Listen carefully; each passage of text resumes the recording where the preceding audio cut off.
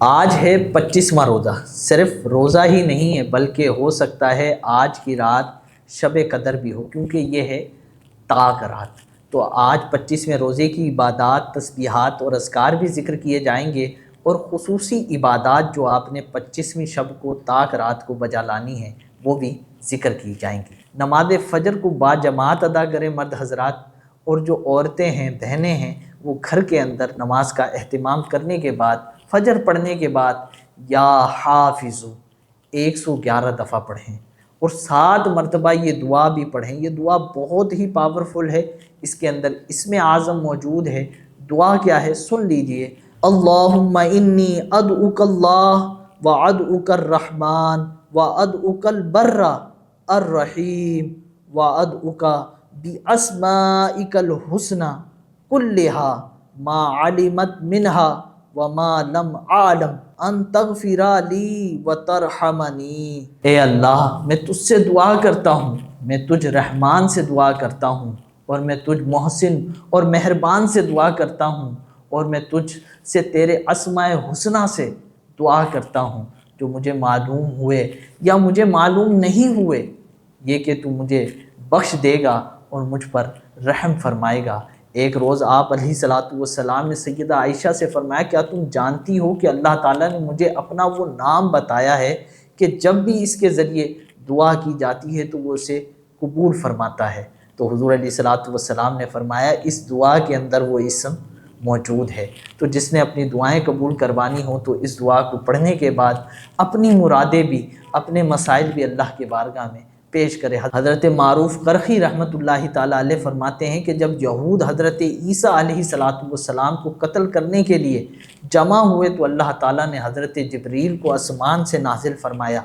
جب آپ اتر رہے تھے تو حضرت عیسیٰ علیہ السلام نے آپ کے پروں کے اندرونی جانب یہ کلمات لکھے ہوئے دیکھے، تو حضرت عیسیٰ علیہ السلام نے یہ کلمات پڑھے تو اللہ تعالیٰ کی طرف سے حضرت جبریل کو پیغام آیا کہ ہمارے بندے کو ہماری طرف لے آؤ۔ بلندیوں پر لے گئے حضرت جبریل، وہاں سے حضرت عیسیٰ علیہ السلام کے تو بڑے بابرکت ہیں یہ جملے۔ تو بعد نماز ظہر آپ نے پڑھنا ہے یا ناصر، کتنی دفعہ؟ 222 بار، اور بعد نماز عصر آپ نے پڑھنا ہے یا باسطو 11 بار۔ یہ دونوں ہی اسم اعظم بڑے ہی پاورفل ہیں۔ انشاءاللہ عز و جل اللہ عز و جل کی مدد بھی آئے گی اور آپ کے مسائل بھی حل ہو جائیں گے۔ بعد نماز مغرب سورہ ملک کی تلاوت کیجئے، یہ حدیث مبارکہ کے مطابق عذاب قبر سے بچاتی ہے۔ نماز عشاء کے بعد تراویح کا اہتمام کیجئے، تراویح کے بعد آپ سورہ واقعہ پڑھیے اور کچھ دیر آرام کر لیجئے، کیونکہ ابھی آپ نے سونا نہیں ہے، کیونکہ یہ رات بڑی قیمتی رات ہے۔ ہو سکتا ہے آج کی طاق رات 25ویں شب قدر ہو، تو تمام معاملات سے فارغ ہونے کے بعد شب قدر کی وجہ سے 4 رکعت نماز 2 سلام کے ساتھ آپ نے پڑھنی ہے، اور ہر رکعت میں سورہ فاتحہ کے بعد سورہ قدر کو 3 دفعہ آپ نے پڑھنا ہے، اور ساتھ ہی سورہ اخلاص کو بھی 3 دفعہ ہر رکعت کے اندر سورہ قدر کے ساتھ آپ نے تلاوت کرنا ہے۔ اس کے بعد آپ نے سلام پھیر دینا ہے، سلام کے بعد 70 دفعہ استغفار پڑھنا ہے۔ یہ نماز انشاءاللہ عز و جل آپ کو جہنم سے نجات دلانے کے لیے بابرکت ثابت ہوگی، بخشش کا ذریعہ ہوگی۔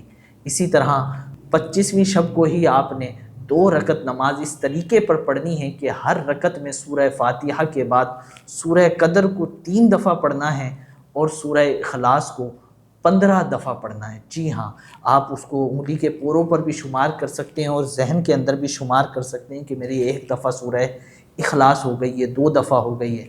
تو آپ نے اس طرح یہ نماز پوری کرنی ہے 2 رکعت، اور اس کے بعد آپ نے سلام پھیر دینا ہے۔ سلام کے بعد 70 مرتبہ کلمہ شہادت دوسرا کلمہ پڑھنا ہے۔